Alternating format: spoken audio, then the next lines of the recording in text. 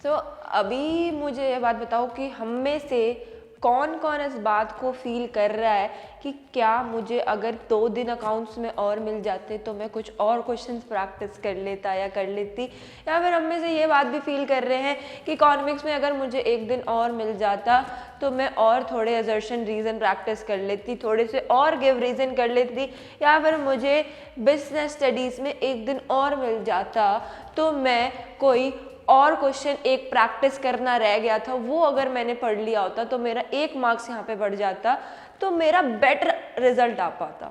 ठीक है, सो अभी हम में से कितने लोग इस बात को फील कर रहे हैं, मुझे बताओ कि हमें किस किस को ऐसी फीलिंग आ रही है इस टाइम पर। ओके जी, so hello everyone, this is Riddhi your commerce educated and हम बात करने वाले हैं हमारे साथ टर्म 1 में अब टर्म 2 तक कैसे आना है। सो देखो जी, अभी जो आपको मैंने बताया कि ऐसी फीलिंग मुझे भी बिल्कुल आई थी, जब हर पर्सन को ये फीलिंग एक बार आई है, हर पर्सन को 100 बार ये फीलिंग आई है कि क्या मुझे इस एग्ज़ाम में अगर 2 दिन मिल जाते और काश मुझे 2 दिन और मिल गए होते तो मैंने कुछ और इम्प्रूव कर लिया होता और मैं इस मार्क्स से थोड़ा अबव ले आती। ऐसा हमने हर पर्सन ने जो जो एग्ज़ाम अटेम्प्ट करे हैं हर एग्ज़ाम में ये फील करा है या फिर नहीं। ठीक है, अभी इस बात को साइड पर रखो कि टर्म 1 में हमारे साथ क्या डिसएडवांटेजेस रही, हमारे साथ टर्म 1 में क्या क्या गलत हुआ, बट ये जो हमारी फीलिंग है क्या ये टर्म 2 को देखने की एक पॉजिटिविटी नहीं है। तो अभी हमने बोला कि हमें 3 दिन चाहिए, तो टर्म 2 ने हमें बोला कि मैं तुझे 2 महीने देता हूँ। आप इस ईयर की सारी डिसएडवांटेजेस को इग्नोर करके अगर आओ कि हमारे पास प्रिविलेज भी है कि हमें टर्म 1 में ये बात पता चल गई कि मेरी क्या गलती थी, मैं उसको टर्म 2 में इम्प्रूव कर लूँ।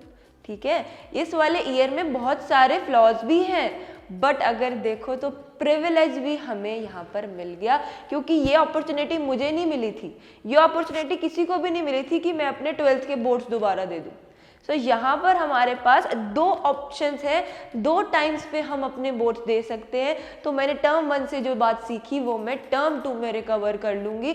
अकाउंट्स को मैं पहले दिन से पढ़ के चलूँगी, बिजनेस स्टडीज़ की ग्रीन बुक आ रही है तो मैं हर चैप्टर की कंसेप्ट को समझूंगी, और इकोनॉमिक्स में अगर असर्शन रीज़न पूछ रहे हैं, वो गिव रीज़न पूछ रहे हैं, तो मैं हर चीज़ के रीज़न तक जाऊँगी। ये अपॉर्चुनिटी मुझे नहीं मिली थी। मैं तुम्हें अपनी एक्चुअल बात बताती हूँ, मेरे साथ क्या हुआ था। एक सब्जेक्ट में मेरे 89 मार्क्स थे, तो मुझे ये था कि यार अगर 1% मैंने एक क्वेश्चन और पढ़ लिया होता या फिर ये मिस्टेक मैंने ना करी होती तो मेरे एटलीस्ट 90 हो जाते। तो वो मिस्टेक मुझे अभी तक याद है कि यार वो 89 मेरे रिपोर्ट कार्ड में अच्छा नहीं लगता, मुझे 90s सब 90s है, बट वो 89 अभी भी मुझे अच्छा नहीं लगता। तो मुझे वो अपॉर्चुनिटी नहीं मिली कि दोबारा से मैं उसको इम्प्रूव कर लूँ या फिर उसे इंक्रीज़ कर लूँ। बट यहाँ पर आप लोगों को 2 टर्म्स मिल रहे हैं, तो हम टर्म 1 में जो मिस्टेक्स करके आए हैं वो हम टर्म 2 में इम्प्रूव कर सकते हैं। सो इस पॉजिटिविटी के साथ हम स्टार्ट करेंगे टर्म 2 की पढ़ाई, वापस आएंगे टर्म 2 पर। देखो अभी हमें ब्रेक चाहिए, टर्म 1 के बाद हमें स्ट्रेस है, प्रॉब्लम्स है, हमने कहीं मिस्टेक हमने खुद भी करी है, कहीं हमारे साथ गलत भी हुआ है। ठीक है, मान लिया।